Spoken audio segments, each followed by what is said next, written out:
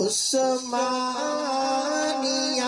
ادارہ ہر آنکھ کا تارا۔ 1928 کو مولانا عبد الماجد دریابادی کی حکیم الامت مولانا اشرف علی تھانوی رحمۃ اللہ علیہ سے ملاقات ہوئی۔ حضرت مولانا اشرف علی تھانوی رحمۃ اللہ علیہ نے فرمایا، میرا جی چاہتا ہے ایک خطے پر خالص اسلامی حکومت ہو، سارے قوانین کا اجرا احکام شریعت کے مطابق ہو، شرعی عدالتیں ہوں، بیت المال ہو۔ مسلمانوں کو اس کے لیے کوشش کرنی چاہیے۔ یہ تصور پاکستان سب سے پہلے حضرت مولانا اشرف علی تھانوی رحمۃ اللہ علیہ نے پیش کی۔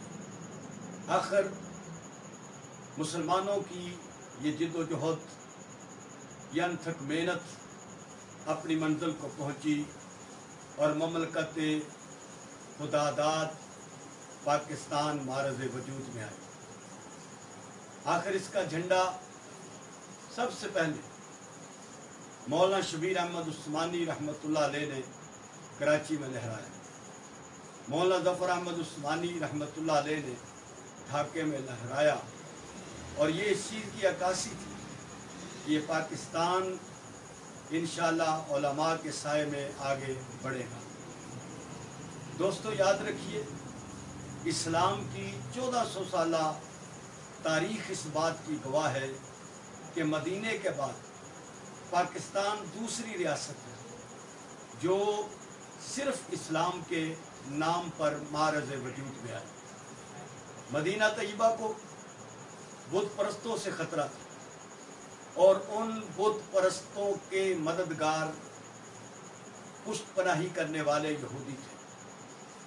آج پاکستان کو بھی بت پرستوں سے ہی خطرہ ہے، اور ان بت پرستوں کی پشت پناہی کرنے والے یہودی اسرائیلی ہیں۔ مدینہ طیبہ سے پوری دنیا میں اسلام کا پیغام پھیل رہا تھا، پاکستان سے بھی پوری دنیا میں اسلام کا پیغام پھیل رہا ہے۔ مدینے کے امن کو تباہ کرنے والے تباہ ہو گئے، پاکستان کے امن کو تباہ کرنے والے بھی انشاءاللہ تباہ ہوں گے۔ پاکستان ہمارے بڑوں نے بنایا، ہم نے اسے بچانا ہے اور اس کی تعمیر و ترقی میں اپنا حصہ ڈالنا ہے۔ پاکستان زندہ باد۔